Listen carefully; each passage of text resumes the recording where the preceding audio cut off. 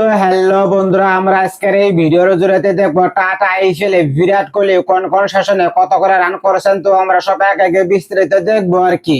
বিরাট কোহলি 2008 সালে টাটা আইপিএলে মাত্র 165 রান করেছিলেন। 2009 সালে 266 রান, 2010 সালে 307 রান, 2011 সালে 557 রান, 2012 সালে 364 রান, 2013 সালে 434 রান, 2014 সালে 359 রান, 2015 সালে 505 রান, 2016 সালে 973 রান, 2017 সালে 308 রান, 2018 সালে 580 রান, 2019 সালে 464 রান, 2020 সালে 467 রান, 2021 সালে 405 রান, 2022 সালে 341 রান, 2023 সালে 639 রান, 2024 সালে 741 রান, 2025 সালে 657 রান।